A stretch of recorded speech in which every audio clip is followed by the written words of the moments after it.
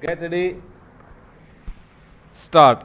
I would like to add that the honorable members' impression that whatever has been put into these companies from the consolidated fund is done without an appropriation is not correct. No money can be paid out of the consolidated fund without some appreciation of some kind or the other. Therefore, sir, the real issue is not so much of paying monies out of the consolidated fund or the form of organization, but the powers of the Comptroller and Auditor General and the authority of the executive as well as parliament over these organizations, especially in regard to financial matters, that is to say financial control. In regard to the position of the comptroller and auditor general, when we bring forward that particular legislation which we have in mind, or when we insert that chapter, undoubtedly we shall make a provision there which will ensure that the comptroller and auditor general is enabled to exercise the functions which the constitution intended that he should exercise. In the case of organizations which are owned entirely by government, of course there is no question, it will always be provided that the comptroller and auditor general shall audit. The doubts will arise in respect of companies or corporations maybe in which government have only a share.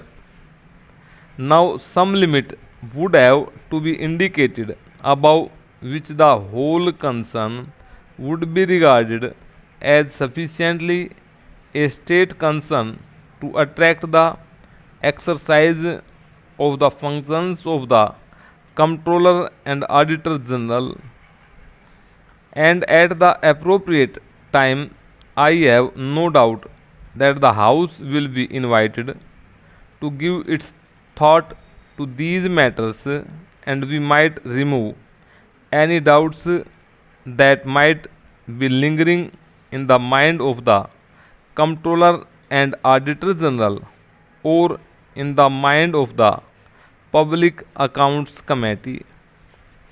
Next I come to the control of parliament. The honorable member quoted something from the UK. As far as I can discover, the public accounts committee is never eliminated. I do not know whether I misunderstood him.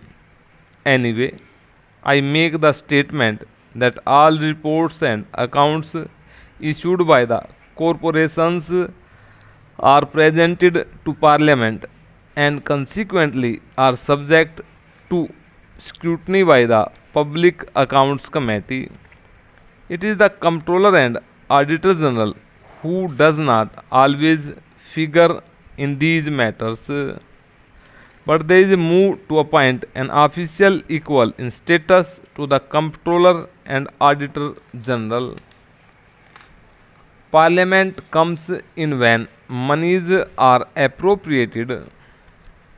Parliament comes in when the Public Accounts Committee reports on how these appropriations have been used, and when the Public Accounts Committee considers this, there is no document that can be withheld from the Public Accounts Committee.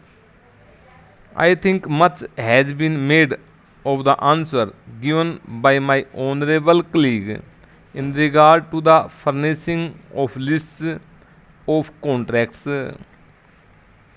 It may be that certainly, as the Prime Minister pointed out, if Parliament does insist that all the contracts must be placed before the House, they have a right to demand but as a matter of practical prudence, it may be that these things are not necessary.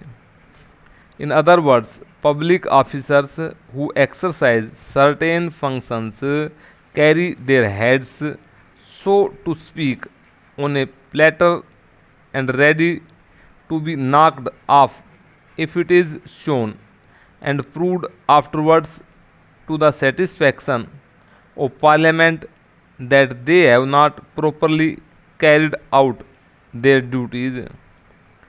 Therefore, I do not see how there has been any detraction from the authority of the Parliament exercised through the Public Accounts Committee by the mere creation of corporations with the knowledge and consent of Parliament.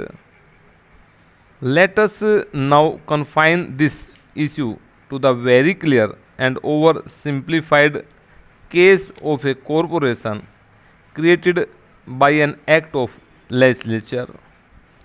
Therefore, Parliament itself would be invited exercise a certain measure of self-denial, or at least to agree to a measure of self-denial by the executive in its financial control.